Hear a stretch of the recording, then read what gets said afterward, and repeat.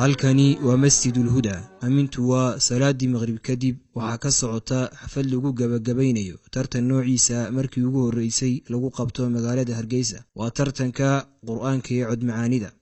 waa madal ilyartu isqabatay waxaana fadhiya culimo uqaal wax garad iyo dadweyne kale waxaynu joognay xaflad aad u qiimo badan oo ka dhacday masjidul huda jaamicul huda oo markaa lagu tartamayay ama lagu kala xulayay ardaydii ugu codka macaaneed quraanka kariimka ah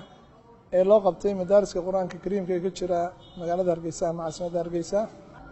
waana waxyaabaha la doonayay markaa in aynu waxa weeye ka shaqeyno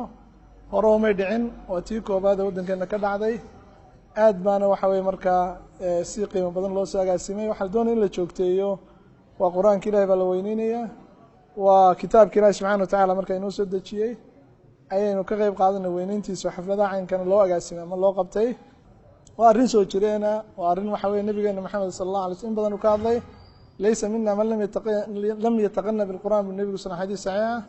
النبي قال له آخري شري النبي عبد الله بن مسعود باكو آخري وحده جست أسيد بن حذير آخرية وحده جست موسى الأشعري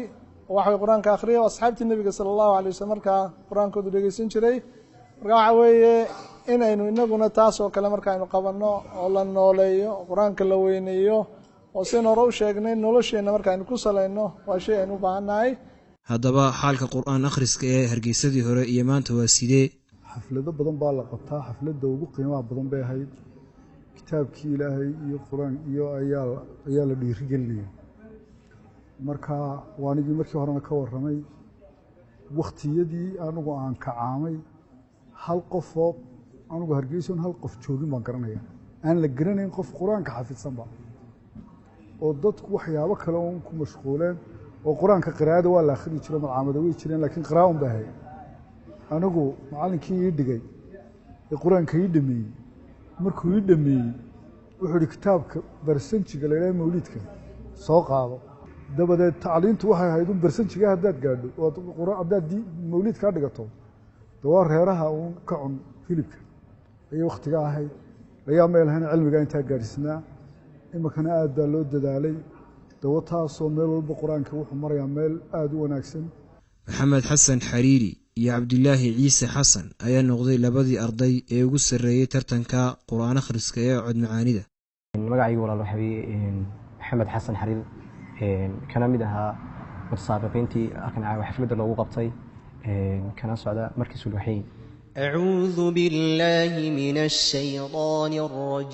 الرجيم بسم الله الرحمن الرحيم قل لمن ما في السماوات والأرض قل لله كتب على نفسه الرحمة ليجمعنكم إلى يوم القيامة لا ريب فيه الذين خسروا أنفسهم فهم لا يؤمنون وله ما سكن في الليل والنهار وهو السميع العليم قل أغير الله أتخذ وليا فاطر السماوات والأرض وهو يطعم ولا يطعم قل إني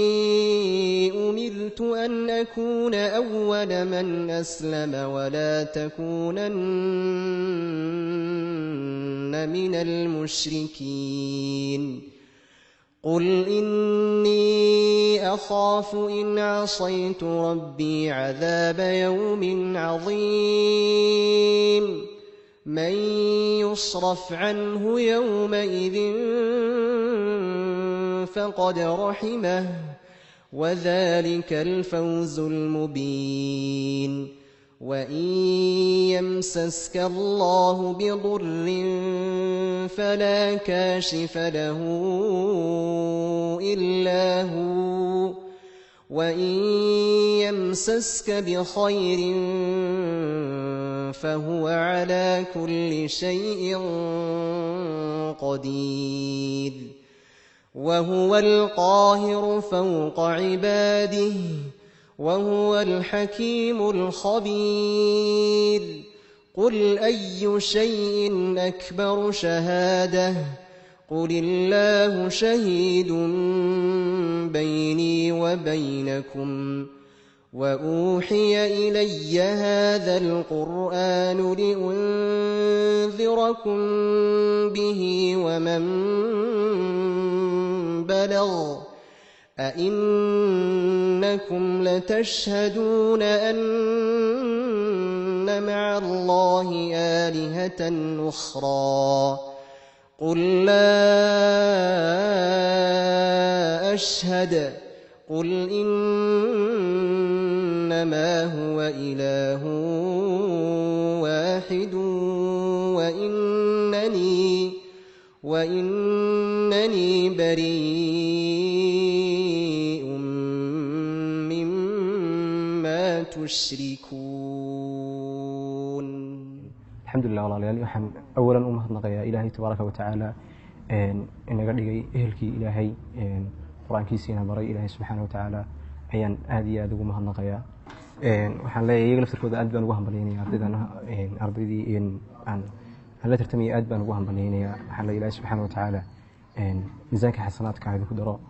Ilaahay subhanahu wa tacaala ehelkiisa ay ka dhigay baan leeyahay aniguna waxaan Ilaahay subhanahu wa tacaala ugu mahadnaqayaa codka iyo sawdka Ilaahay subhanahu wa tacaala xaqiisa ka ahaaday Ilaahay subhanahu wa tacaala isoo dhexmariyay Ilaahay subhanahu wa tacaala ugu mahadnaqayaa waxaan Ilaahay subhanahu wa tacaala ka rajaynayaa Ilaahay subhanahu wa tacaala inuu يزيادية إن شاء الله إلهي سبحانه وتعالى. أعوذ بالله من الشيطان الرجيم. إن الله اصطفى آدم ونوحا وآل إبراهيم وآل عمران على العالمين ذرية بعضها من بعض والله سميع عليم. إذ قالت امرأة عمران رب إني نذرت لك ما في بطني محررا فتقبل مني إنك أنت السميع العليم.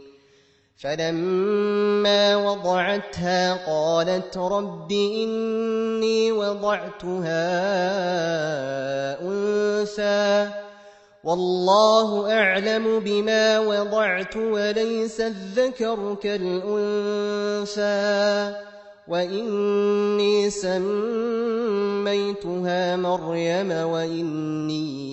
أعيذها بك وذريتها من الشيطان الرجيم. فتقبلها ربها بقبول حسن وأنبتها نباتا حسنا وكفلها زكرياء كلما دخل عليها زكرياء المحراب وجد عندها رزقا قال يا مريم أنى لك هذا قالت هو من عند الله إن الله يرزق من يشاء بغير حساب. الحمد لله رب العالمين. مجاعد وحلا عبد الله عيسى حسن كسر مركز كدار التوفيق وأرتدي كقيب كلمة مسابقة عد معاني ترتب. أعوذ بالله من الشيطان الرجيم. إن الله لا يغفر أن يشرك به ويغفر ما دون ذلك لمن يشاء ومن يشرك بالله فقد ضل ضلالا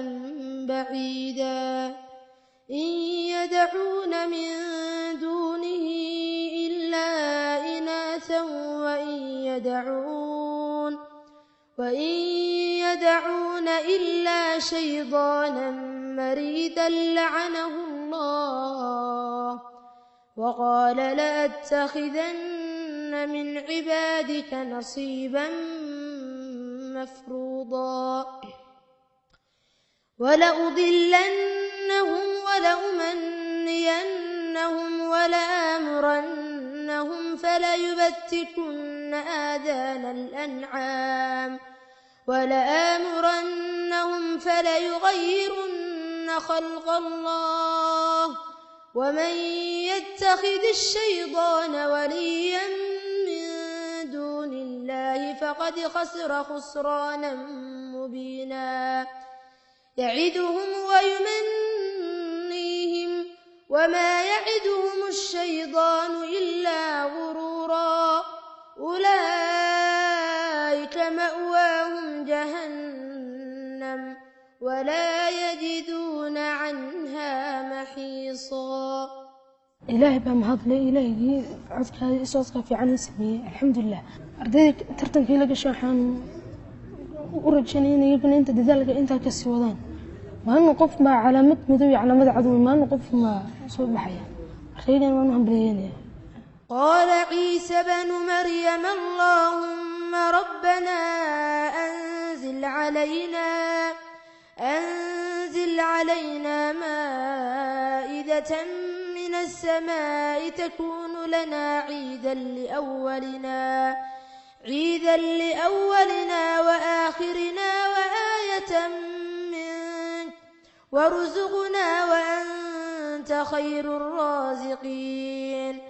قال الله إني منزلها عليكم فمن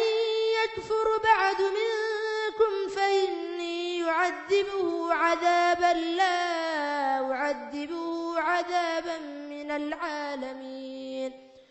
وإذ قال الله يا عيسى بن مريم أأنت قلت للناس اتخذوني وأمي إلهين من دون الله قال سبحانك ما يكون لي أن أقول ما ليس لي بحق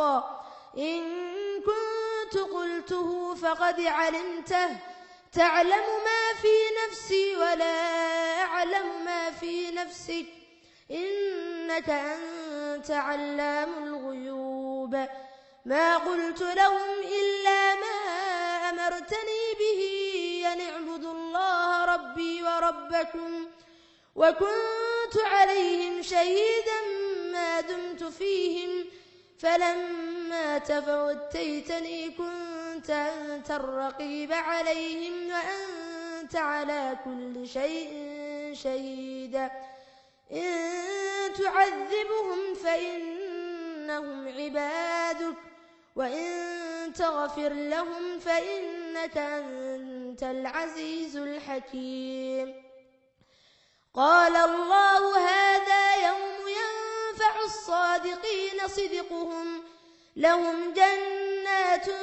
تجري من تحتها الأنهار خالدين فيها أبدا